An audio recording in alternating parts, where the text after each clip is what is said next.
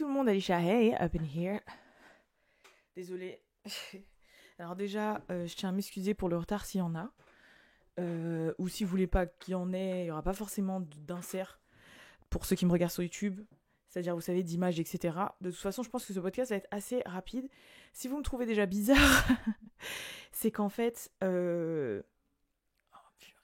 j'ai mal. J'ai des douleurs pelviennes, là, en fait, tout de suite, qui n'ont rien à voir avec le fait d'être indisposée, puisque ce n'est pas du tout le time of the month.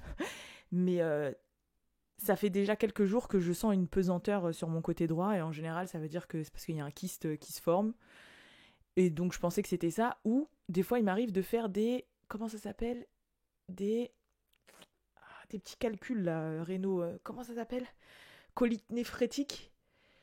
Bref, et ça, c'est quand je bois pas assez d'eau et tout. Et je sais que ce temps-ci, je bois pas assez d'eau. Et là, je sais pas, on a fait... Là, il y a Chris Daikonic qui est ici. On a tourné son podcast, et là, il est en train de faire son live avec Balou. Et je sais pas ce qui s'est passé. Mais j'ai une douleur. Mais genre là, ça prend mon utérus, mais c'est une douleur différente de quand t'as été ragnagna, en fait. Et j'ai mal au périnée. Genre au périnée, si vous savez ce que c'est. Et genre, ça me fait mal. J'ai essayé de m'allonger sur le dos, c'est encore pire. Et je sais pas quoi faire. Donc, je sais pas si je vais devoir aller chez le médecin ou autre, mais... Oh, purée! J'ai jamais ressenti ça. Et si jamais c'est ça, les contractions, et c'est pire, je veux pas. Carrément, j'ai peur de m'asseoir vraiment sur mes fesses, parce que comme j'ai mal au périnée, tu vois, et j'ai mal au bas-ventre. Désolée. Ah non! Ah, j'ai rigolé. Ah, c'est encore pire. Oh my god! Désolée. Et carrément, je me suis dit, peut-être c'est caca. Je sais pas, des fois c'est caca, tu vois. Des fois, on a mal aux intestins et tout. Mais non, je connais. Je connais quand c'est les douleurs des intestins, le caca, là.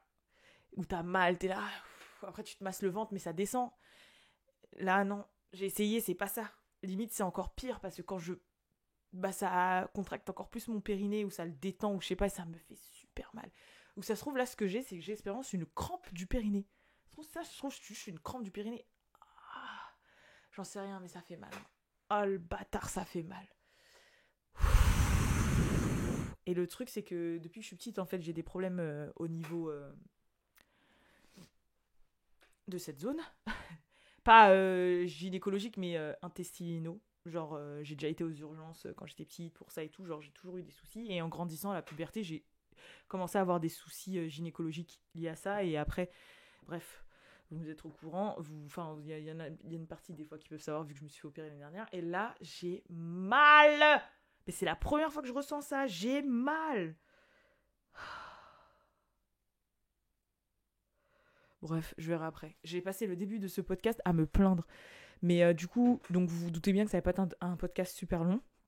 Surtout qu'aujourd'hui, en plus, c'est pas passé grand-chose. Et au final, on s'est bien fait avoir. L'interview de Cardi sort ce soir à 23h. Ils ont déplacé l'heure. Donc voilà. Première chose dont je voulais vous parler, en rapide, c'est de Laurie Harvey. Il y en a pas qui vont dire, mais elle est folle celle-là, elle a mal, elle fait toujours « Hé, c'est mon travail !» Des fois, vous avez la grippe, vous avez angine, vous avez machin, vous allez au travail quand même. Faut vraiment être... tu vois, ben moi, voilà. Je suis là quand même. Non, je vais parler de Laurie Harvey et de Damson Idris, parce que comme vous le savez, Laurie Harvey a un new boo, et elle s'est affichée pour son 26e anniversaire avec lui, et c'est Damson Idris, l'acteur principal de Snowfall. Et du coup, en fait, à partir de là, il y a eu plein de trucs en mode... les gens disent, ouais, c'est une relation que pour foutre la haine à Michael B. Jordan, ou c'est une relation pour... Bon, si ceci-là se barre, désolé, les gens, là, dans l'état dans lequel je suis, j'ai pas le choix. Hein. Ouais, c'est pour foutre la haine à Michael B. Ouais, c'est une relation que pour les médias. Mais il disait la même chose au tout début de sa relation avec Michael B. Jordan, il disait la même chose, et au final, elle est restée longtemps avec. Hein. Ouais, c'est une mangeuse d'hommes. Ouais, nanana. Et comme par hasard, le jour même, limite, quand elle s'est affichée avec son nouveau boog, t'as Michael B. qui a, en gros, on a su que Michael B. aussi avait une nouvelle chérie qui s'appelle, je sais plus quoi, je vais pas faire genre Jenna, je sais pas. Bref, c'est une meuf d'Insta. C'est une modèle d'Insta et tout. Bon, après, lui, ça a fait un autre polémique, parce que les gens ils ont dit, ah, on savait que c'était un homme noir qui aimait les femmes blanches, Bon, on va pas rentrer dans ce genre de débat, mais ça a commencé à faire des polémiques. Ouais, c'est pour foutre la haine, comme il a vu Laurie Harvey mouvant, il a voulu faire le mec qui déclare sa meuf aussi le jour même, tatati, tatata. Enfin, c'est messy de ouf, hein. C'est vraiment messy. Mais donc il y a plein de débats qui se sont levés par rapport à ce sujet-là. Moi perso, je pense pas qu'ils s'aiment, de toute façon ça va pas faire longtemps, mais je pense que c'est deux jeunes qui passent du bon temps et voilà. Ah oui, non, mais je suis une ouf aussi, la raison pour laquelle ça... Oh my god, j'ai mal. La raison pour laquelle ça a fait parler, c'est parce que aussi, bah de base, truc là, Damson Idris là, c'est un pote à Michael B en fait. Genre, ils ont grave fait des trucs, il y a grave des photos qui sont remontées où ils sont ensemble aux mêmes événements et tout, en mode sale. D'ailleurs, j'ai pas aimé aussi. Il y a une photo de Laurie Harvey pour son 26e anniversaire, il y a Offset qui y a assisté, et genre, il y a des gens qui ont commencé à dire ouais, faut que Cardi elle se méfie et tout. Parce que du coup, il y a des photos où tu vois Damson, Michael B et Laurie Harvey à l'époque où elle était avec Michael B et maintenant elle se retrouve avec Damson. Donc les gens ils se sont dit ah là il y a photo, ça se trouve Cardi faut qu'elle fasse attention. Les gens sont méchants. Après ils ont commencé à dire ouais elle dénigre le taf de son père. Son père, il a écrit des livres comme Think Like a Man, Act Like a Woman. Il est conseiller conjugal, façon de parler, entrepreneur et tout. Et elle nique tout. Et après, les gens disent ouais, je vous dis tout ce que j'ai vu comme débat sur Internet, Twitter et tout. Et les gens ils disaient ouais, mais vous oubliez. Désolé si je me balance, hein, les gens, c'est vraiment pour soulager. Ouais, mais vous oubliez c'est qui sa mère, parce qu'à la base, comme je vous ai dit, Laurie Harvey est en vrai la belle-fille de Steve Harvey. Il l'a reconnue comme sa fille, mais c'est pas sa fille biologique. Parce que sa femme, elle a une première relation avec un homme qui était un mec qui taffait dans la drogue, ou enfin bref, qui était pas un bon gars, qui a pris plusieurs années en prison. Et quand il est tombé en prison, bah du coup, elle s'est retrouvée avec des gosses et un truc. Bon, après, il y a des rumeurs qui disent qu'elle s'est mise avec le frère de ce fameux gars, avec qui elle a aussi eu un enfant, donc elle aurait des enfants avec deux frères, et que ensuite elle aurait attrapé Steve Harvey et qu'elle l'aurait lock, comme on dit, elle serait mariée avec lui sans contrat de mariage, et que bah voilà, mais que de base sa mère aussi était plus ou moins une mangeuse d'hommes en fait avant, et qu'elle était à bonne école pour ça. Donc là tout ce que je vous dis c'est que des allegedly et des rumeurs, enfin rumeurs plus ou moins avérées, genre on sait que le père de Laurie Harvey a fait énormément de prison pour des méfaits, drogue je crois c'est, ou proxénétisme, je sais pas, non drogue. C'est un fait, il est sorti il y a pas longtemps, enfin voilà, il y a des choses qu'on sait quoi. Laurie Harvey, de son côté de sa maman, elle a une sœur et un frère, enfin voilà, il y a des choses qui sont avérées, et il y a des choses voilà, qu'on a vu passer, ou c'est des rumeurs quoi. Mais à voir, après je la vois pas se marier avec lui, je pense pas, je la vois pas rester encore super longtemps non plus, je sais pas, j'ai l'impression qu'elle va le manger, je sais pas, il paraît gentil en fait, il paraît... I don't know. Désolée.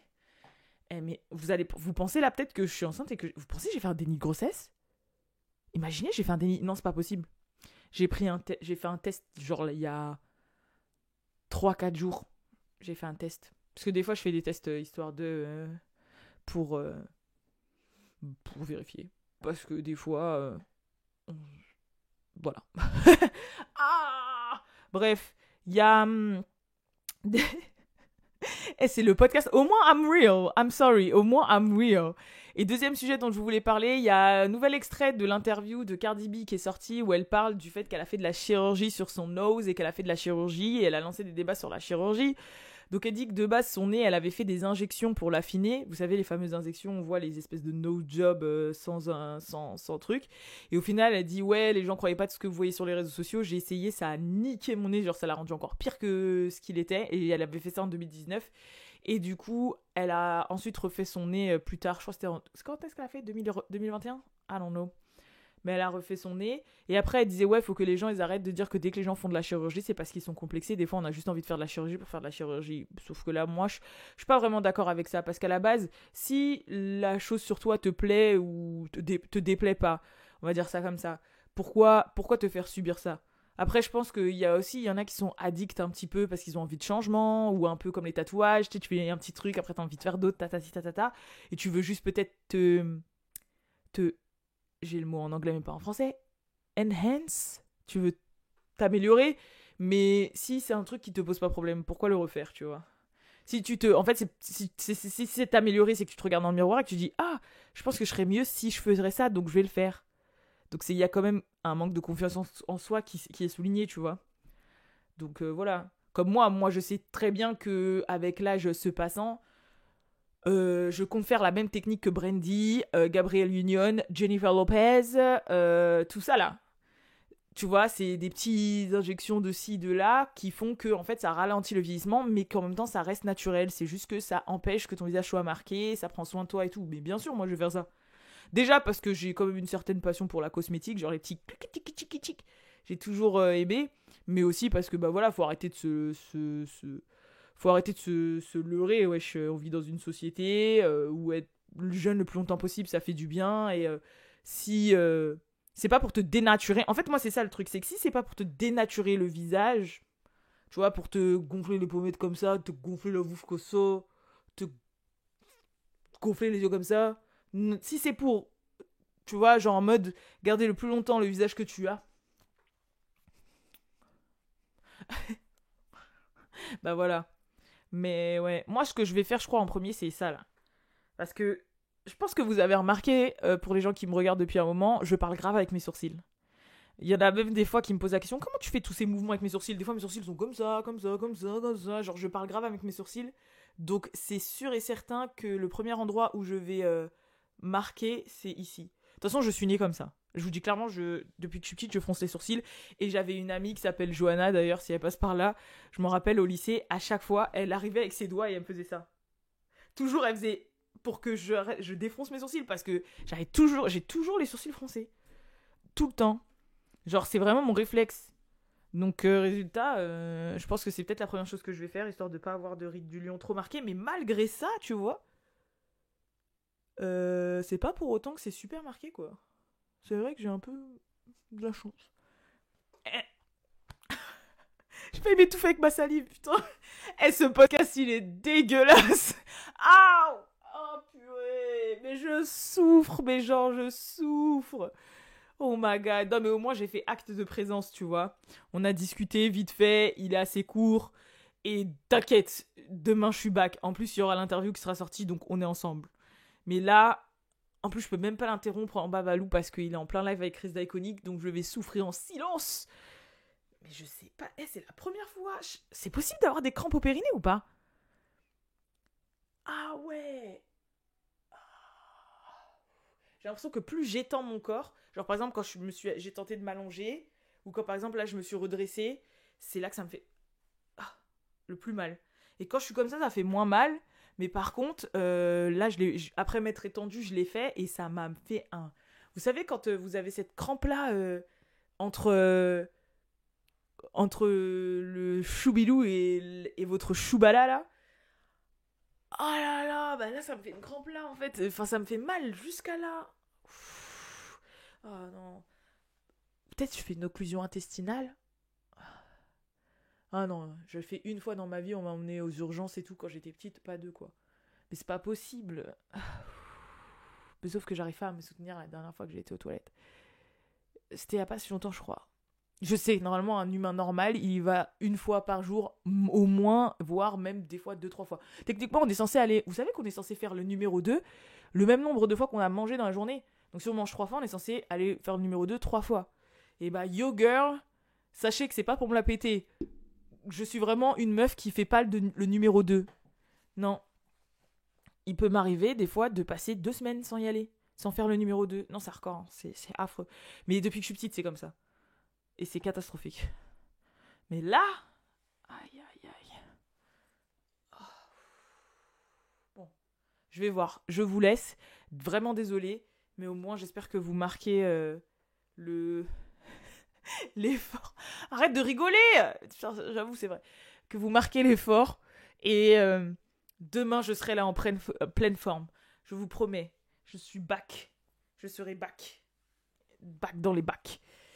Bon allez, je vous fais de gros bisous.